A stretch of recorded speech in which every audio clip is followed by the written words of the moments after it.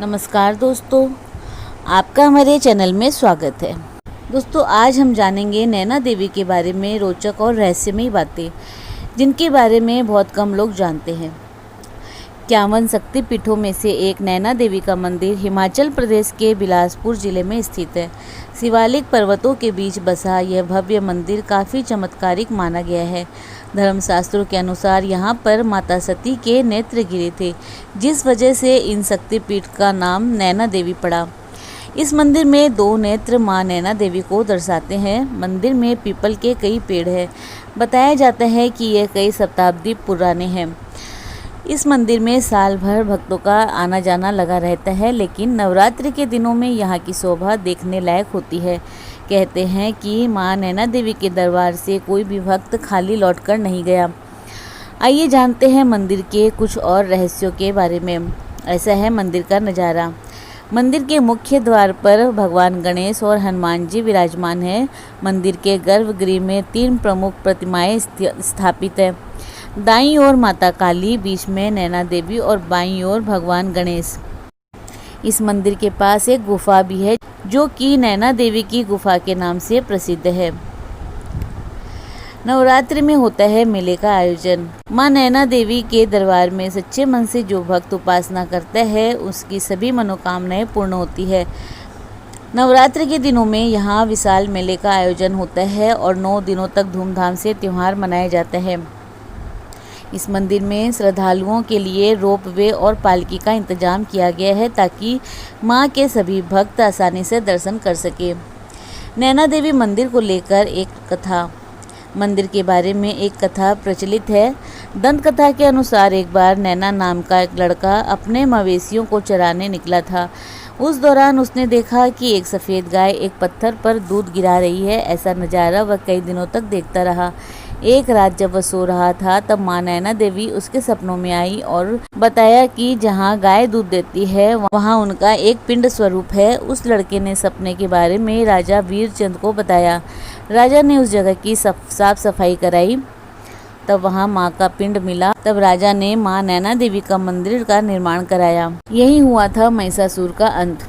नैना देवी का मंदिर महिषा पीठ के नाम से भी प्रसिद्ध है। माना जाता है कि नैना देवी ने महिषासुर का वध इसी स्थान पर किया था। ब्रह्मा जी द्वारा वरदान प्राप्त उस असुर का अंत एक अविवाहित स्त्री द्वारा ही हो सकता था। वरदान पाकर महिषासुर अहंकार से पृथ्वी और देवलोक में आतंक मचाने लगा। तब परेशान देवताओं ने अपनी शक्तियों को संयुक्त कर एक देवी का आवाहन किया, ताकि महिषासुर का अंत हो सके। तब धर्म युद्ध में देवी ने महिषासुर का अंत किया और उसकी आंखें निकाल दी। इस कारण भी मंदिर का नाम नैना पड़ा। और यह भी माना जाता है कि उत्तरांचल के नैनीताल में नैनी झील के किनारे देवी सती के नेत्र गिरे थे। इस मंदिर में 2 नेत्र हैं, जो मां नैना देवी को दर्शाते हैं। मानस खंड के प्राचीन पाठ के अनुसार भी गंधमादन पर्वत पर, जो कि अब उत्तरांचल के कुमाऊं में है, देवदार के ऊंचे वृक्ष की छाया में एक छोटा सा मंदिर था। यहाँ माता सती की आंखें गिरी थी। वहीं नैना देवी की झील भी बन गई। कुल मिलाकर 51 शक्तिपीठों में से एक शक्तिपीठ श्री नैना देवी मंदिर है, जहाँ माता सती की आंखें गिरी थी।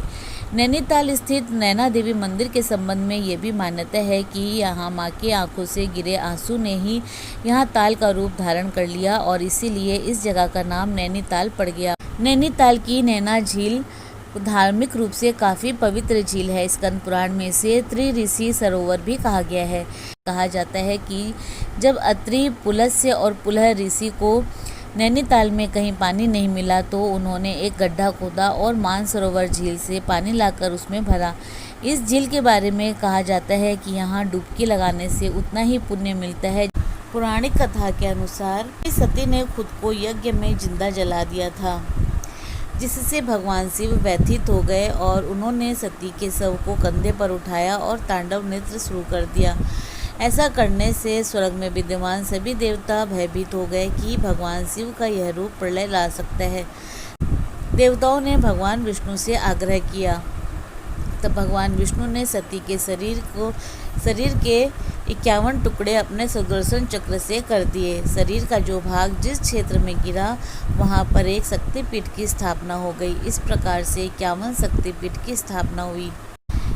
इसके अलावा एक और कहानी सिख गुरु गोविंद दास जी के साथ भी जुड़ी हुई है। जब उन्होंने मुगलों के खिलाफ अपनी सैन्य अभिमान 1756 में छेड़ दिया, तब वे नैना देवी मंदिर गए थे और वहां पे मां का आशीर्वाद लेने के लिए एक महायज्ञ किया था। आशीर्वाद मिलने के बाद उन्होंने सफलतापूर्वक मुगलों को हरा दिया।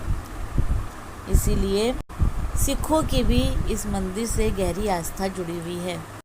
मंदिर परिसर में मां को चढ़ाने के लिए पूजा सामग्री मिल जाती है।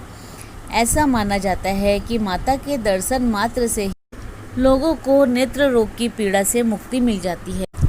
नैना देवी कैसे पहुंचे? उत्तराखंड में स्थित यह पर्यटन स्थल सड़क मार्ग के जरिए देश के प्रमुख शहरों से जुड़ा हुआ है। अगर आप रेल से नैनीताल जाना चाहते हैं तो इसके लिए आपको कोटगोदाम स्टेशन पर उतरना होगा और वहां से नैनीताल तक टैक्सी या फिर बस की सहायता से आप मंदिर तक पहुंच सकते हैं।